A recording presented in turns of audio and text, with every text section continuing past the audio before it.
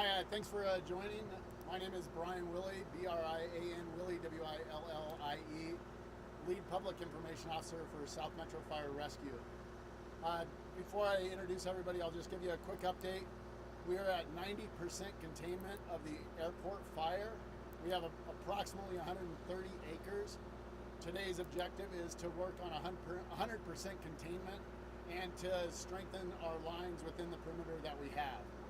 Joining us today is Fire Chief John Curtis with South Metro Fire Rescue. John Curtis, John-Curtis, Fire Chief, along with Sheriff Darren Weekly with Douglas County Sheriff's Department. Darren Weekly, D-A-R-R-E-N, Weekly, W-E-E-K-L-Y, along with Douglas County Commissioner Abe Layden, Abe, A-B-E, Layden, L-A-Y-D-O-N. And we'll start out with a statement from Sheriff Curtis, or Chief Curtis with South Metro Fire. Good morning, everybody. Thanks for joining us today. Just to give you a little update on the incident. Just after 2 o'clock yesterday afternoon, multiple calls came into South Metro's Emergency Communications Center, where we dispatched a small brush fire response to the area of Highlands Ranch Parkway and Highway 85. Multiple reported fires differed from that original location, just south of that area, and we responded in kind to those same areas along Titan and Highway 85, as well as the southern corridor on Santa Fe, extending down towards Louviers. During that time, the Douglas County Air Resources were launched on the initial call and helped visualize some of the southernmost spot fires that were immediately identified. South Metro crews upgraded immediately to a large brush fire response and quickly to a second alarm wildfire interface due to the fire conditions, fuel loads, and potential structure involvement. Unified command was quickly established by South Metro leadership and incident command, bringing all agencies together to focus on tactical priorities and incident stabilization. In total, we had over 140 personnel on scene of this incident from South Metro Fire Rescue, West Metro Fire, Castle Rock, West Douglas Fire, Jackson 105, and Franktown Fire. Area coverage was also provided within South Metro's district by Denver Fire and as well as Aurora to help provide support for our daily incidences that we were running during the same time this incident was occurring. Also involved were the Douglas County Office of Emergency Management and the Douglas County Sheriff's Office, as well as Emergency Services, along with Burlington Northern San Francisco Railway and the American Red Cross. Unknown number of evacuees, as those evacuations orders have been lifted last night, primarily in the area of Louviers, to which we thank those citizens for being flexible and erring on the side of caution with us. Most importantly, no structural damage incurred, both residential and commercial. And most importantly, along with that, no injuries were reported to our community members nor our firefighters involved fighting this incident. The containment, just like Brian said, of over 90% containment with the fire approximately at 130 acres. We anticipate this number to increase over the course of the day as it continues to burn in heavier fuel loads down in the Plum Creek bed area. Again, the objective is continuing mopping up this fire and bolstering containment lines, getting to 100% containment hopefully in the next couple of days. We anticipate some higher temperatures and some winds today, but feel comfortable with the containment that we have and the resources that are on scene and in place. We did place orders for both federal and state hand crews, to which they are unavailable due to other incidents occurring in the state of Colorado. And I'll just finish with a big thank you to the South Metro crews who responded initially, identified the significant nature of this fire, and implemented resource ordering of the surrounding mutual aid partners that we have great relationships with as well. Also, an enormous thank you to Douglas County Sheriff's Department, their Office of Emergency Management, and the partnership we have for air resources that certainly helped contain this fire along that corridor and where we couldn't get much worse into some of those structures and buildings, and of course the people that reside or operate businesses in those areas. So we want to make sure that we just thank everybody, thank the firefighters, thank you all for coming out today, and I'll hand it over back to Brian. Douglas County Sheriff Darren Weekly. Good morning. We are very fortunate that this fire did not spread more quickly. We are also fortunate that Douglas County has a hill attack fire helicopter that is on standby. That helicopter was in the air within 10 minutes of this fire going out. Had that resource not been available, we might be having a much different press conference today.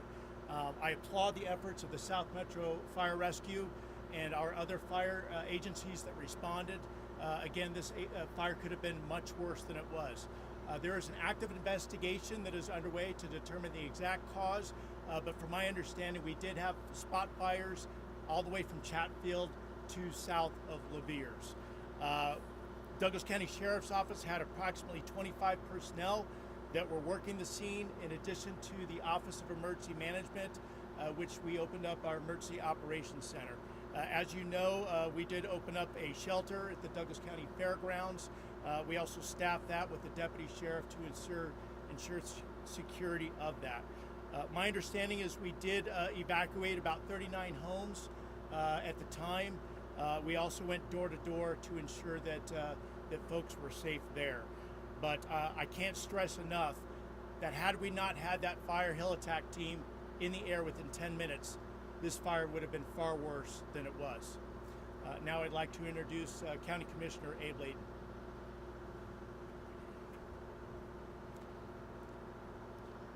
Thank you. Good afternoon, everybody. First of all, I'd like to thank really the men and women in fire protection, all of the fire professionals, South Metro Fire, the Sheriff's Office, Emergency Management, and absolutely the Douglas County Hell Attack Team. The Sheriff stated it very well. This is exactly when preparation meets the possibility of a threat to our community, and that's exactly what happened. For years, as the Wildfire Action Collaborative, we have been dedicated to making sure that we have year-round dedicated hell attack support for our county. That's significant for many reasons, not only public safety, but obviously for the ability for businesses and citizens to get property insurance. It's an air quality issue. We know that in our travels to DC, meeting with the Forest Service and the Department of the Interior, it's not an if, but a when. We have been advocating with metro area county commissioners that every county needs to have year-round hell attack support. We are the only county in the state of Colorado that has year-round hell attack support. For the benefit of Colorado and our community, we need to continue to lift up fellow governments and make sure we are protecting our citizens. I'm incredibly proud of Douglas County and again the hell attack team for arriving within 10 minutes on the scene.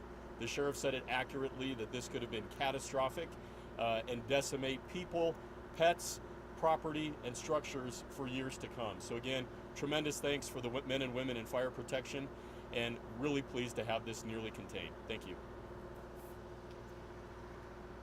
And just a little bit of a follow-up with the hell attack that we have. We work closely side by side with training with the hell attack, and as what we were doing there, we were doing a direct fill. So the helicopter was actually based out of its base, and we were there as well. We would, as it would land, we would fill it right there, 300 gallons of water out of one of our trucks, and then it would take off. And it was able to make drops about every 5 minutes because of its closeness and the training that South Metro Fire has with that hell attack. And so we do train every year with that helicopter and doing direct fills right there with the helicopter. Now we'll open it up to any questions that you may have. Again, the cause is undetermined and under investigation.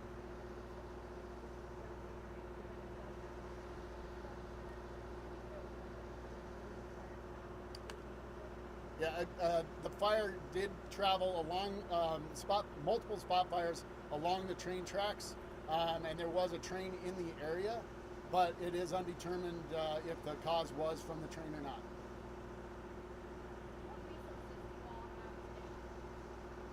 I'm going to let our wildland incident chief Ted Christopoulos talk about that.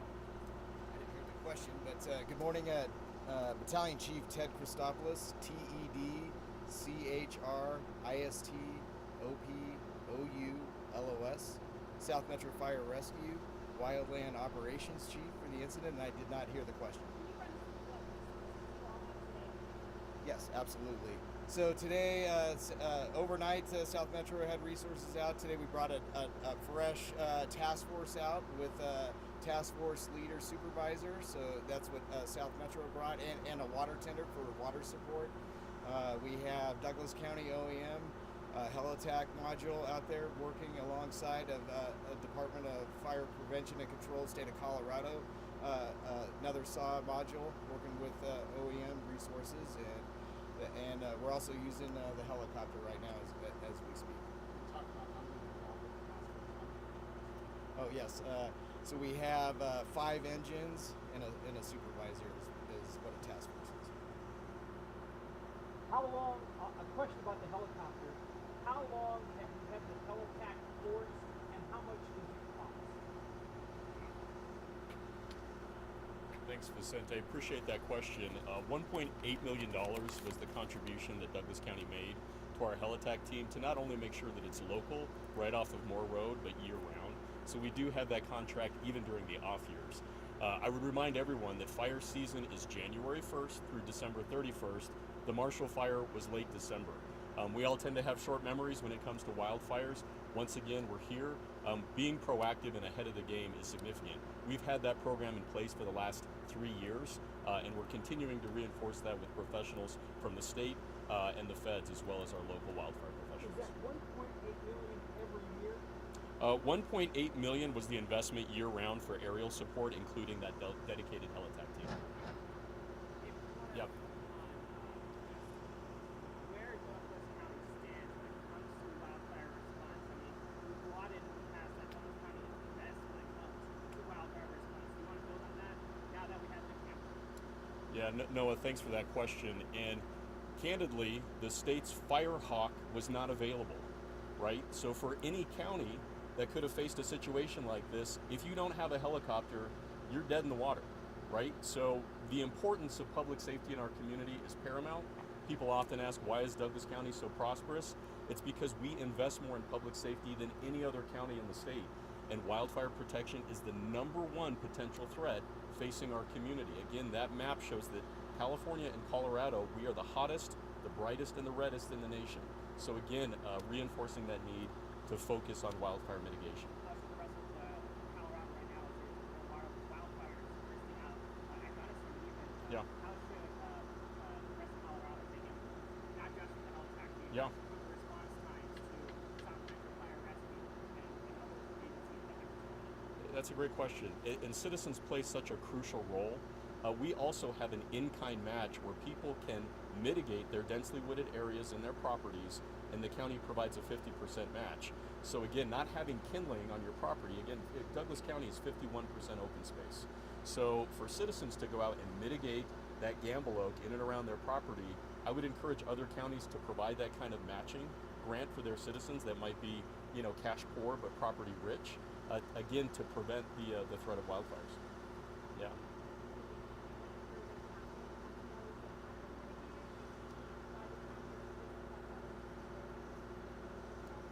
Thanks, Olivia. I'm going to have our wildfire professionals move on the scene and address that. I did not hear the question, sorry.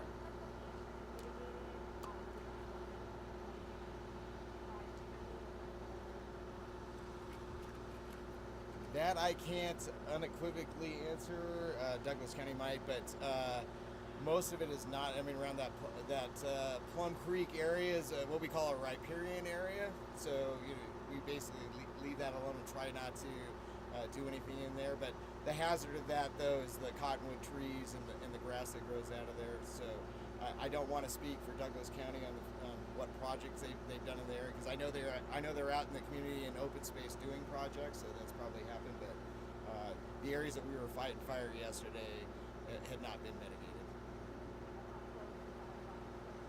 It came right up to structures in many places. So again, that's definitely the issue of mitigation. We got to start creating some defensible space between the structures to give us an opportunity to get in the middle of that and actually put fires out. So yeah, great message. How close did he come to homes?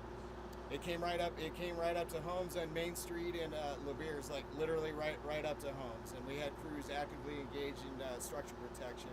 And Chief, from a technical standpoint today, what are you looking for? People are watching you talk right now. Is there a possibility wind could come in today and whip up those warm spots? Is that what you're watching, and how are you dealing with that?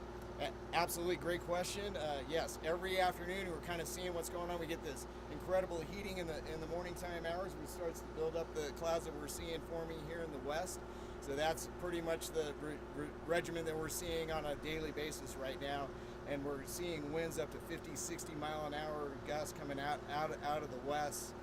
So yeah, we're very concerned about that today. That's why we worked really hard last night and again this morning to build containment. But we do have concerns. We have very tall cottonwood trees, 40, 50 feet tall, that have fire all the way up at the top. So as the wind's coming across them, it's throwing embers potentially outside of our line. But again, we feel really comfortable with the resources we have today that we can hold that. Absolutely.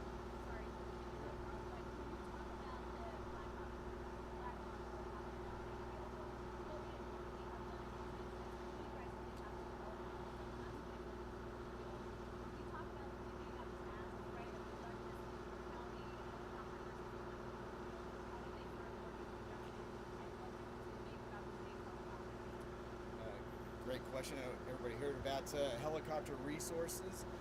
So yes, we rely on, obviously you heard already how the county's supporting the heli-attack program here, only county in the state of Colorado. And literally we landed there because of this situation where there's limited resources in the state of Colorado. Helicopters are staged on the front range, but as the day progresses and initial attack gets going, on top of all the major incidents we have going on the western slope right now, it's a competition for resources. So like right now, as an example, we haven't called for that heavy helicopter, so it's up for anybody else. So it does have an impact, and again, that's why I applaud Douglas County for sure for being proactive, because again, that's what we were running into, that we were requesting resources, and it's an hour, 2 hours away from us, and obviously that creates major incidents for us.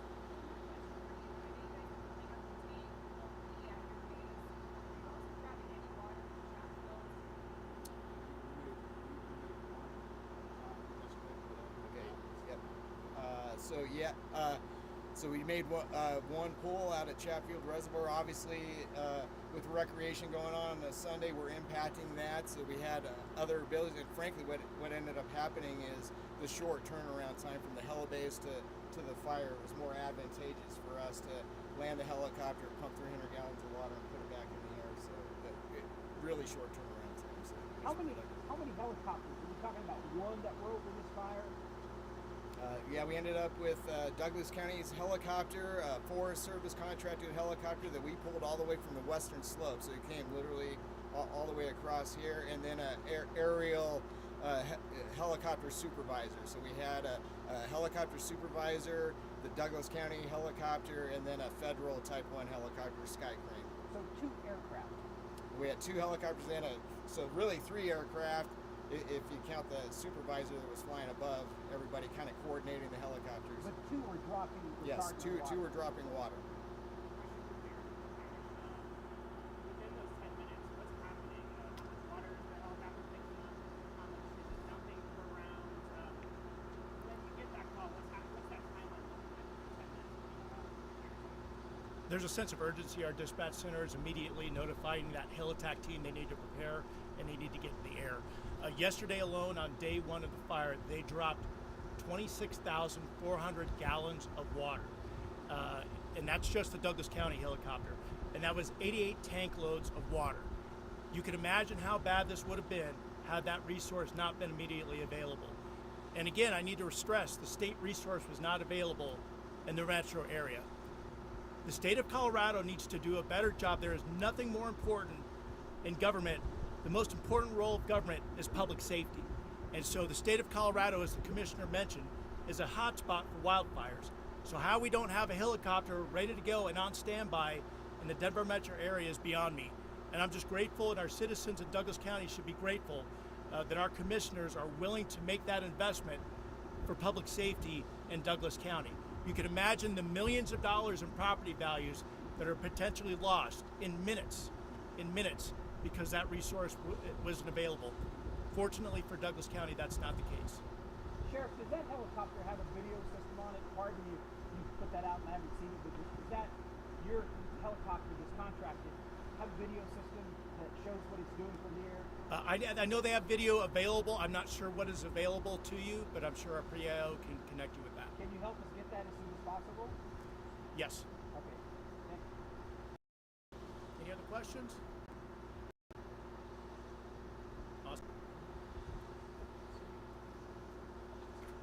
All right, thank you all for joining us. At this time, we don't have another press conference scheduled.